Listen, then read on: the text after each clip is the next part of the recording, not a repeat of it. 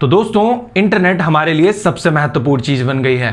इसके बिना एक पल भी रहना मुश्किल होगा, क्योंकि हमारा सारा काम इस पर ही डिपेंड है। क्या आपने कभी सोचा है कि इंटरनेट चलता कैसे है? क्या ये नेटवर्क से चलता है या फिर ये सैटेलाइट के थ्रू चलता है? अगर आपने नहीं सोचा है तो इस वीडियो में लास्ट तक बने रहिए, क्योंकि ये वीडियो इंटरनेट पर ही बेस्ड है। तो नमस्कार दोस्तों, स्वागत है आप सभी का आपके अपने यूट्यूब चैनल कलेक्टिव नॉलेज में। तो चलिए शुरू करते हैं।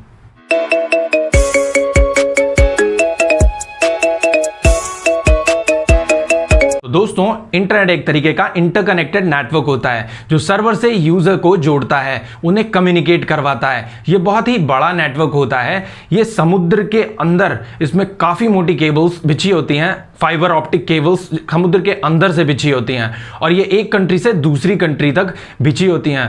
पूरे वर्ल्ड वाइड में ARPANET एक कंपनी है, उसने अपने वायर्स सभी कंट्रीज में बिछा रखे हैं। ये टियर 1 कंपनी होती है। अब आपको ये समझ नहीं आ रहा होगा कि आखिर मैं क्या बोल रहा हूं, तो इसको मैं आपको फिजिकली बताता हूं, एक एक चीज बताता हूं, जिससे आपको सारा समझ में आएगा। तो चलिए चलते हैं कंप्यूटर स्क्रीन पर।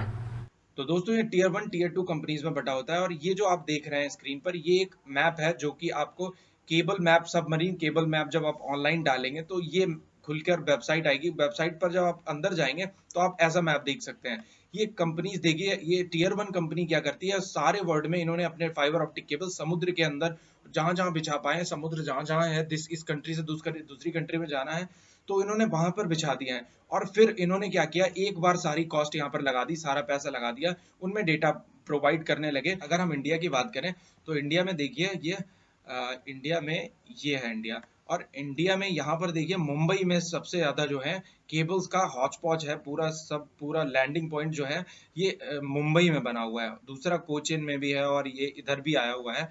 तो ये टियर 1 कंपनी जो है, इसने ही ये डेटा यहाँ तक प्रोवाइड किया है। अब यहाँ से काम आ जाता है टियर 2 कंपनीज का, जो कि यहाँ पर से स्टेट वाइज डेटा डिवाइड करेंगी, फिर वहां से डिस्ट्रिक्ट वाइज डेटा डिवाइड करेंगी। टियर 1 कंपनीज टियर 2 कंपनीज को जितने पैसे में नेट प्रोवाइड करती हैं, उससे ज्यादा पैसों में टियर 2 कंपनी टियर 3 कंपनी को प्रोवाइड करती हैं। टियर 3 कंपनी हम तक नेट पहुंचाती हैं। ये क्या करती हैं, जैसे टिकोना हो गई, हेक्सा हो गई, ये कंपनी जो होती हैं हम तक नेट पहुंचाती हैं। और जियो हो गई, एयरटेल हो गई, ये टियर 2 कंपनीज आती हैं।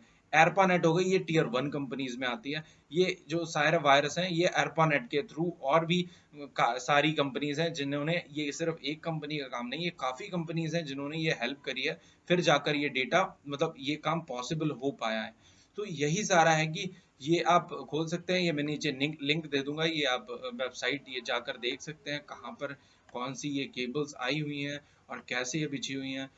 दोस्तों, ये केबल इस तरीके की होती हैं, कुछ इस तरीके का इनका व्यू होता है। इनमें ये बहुत सारी केबल इसके अंदर पड़ी हुई होती हैं।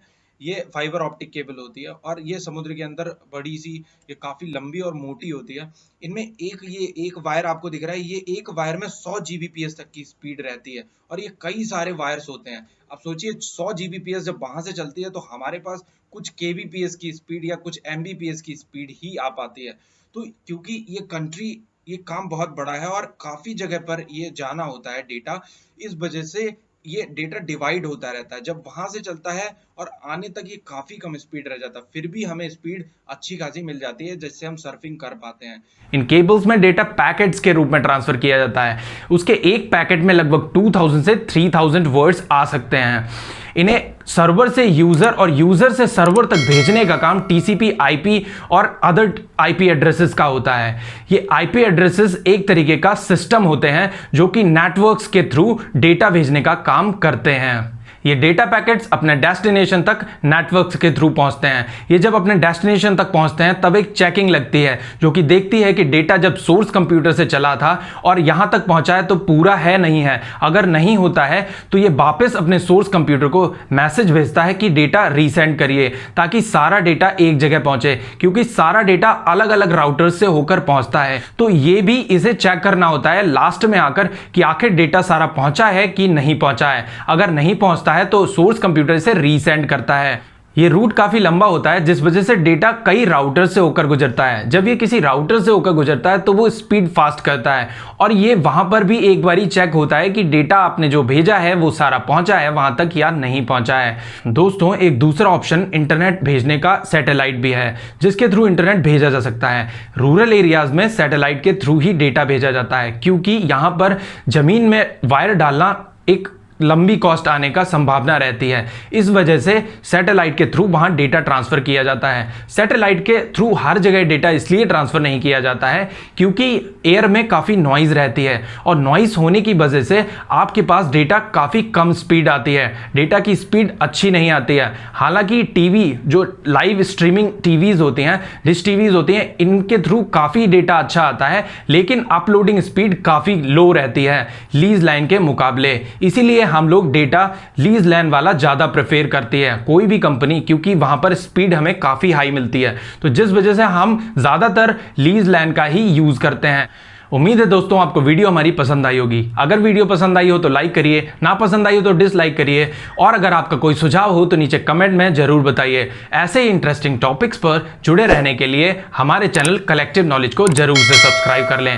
Thanks for watching this video.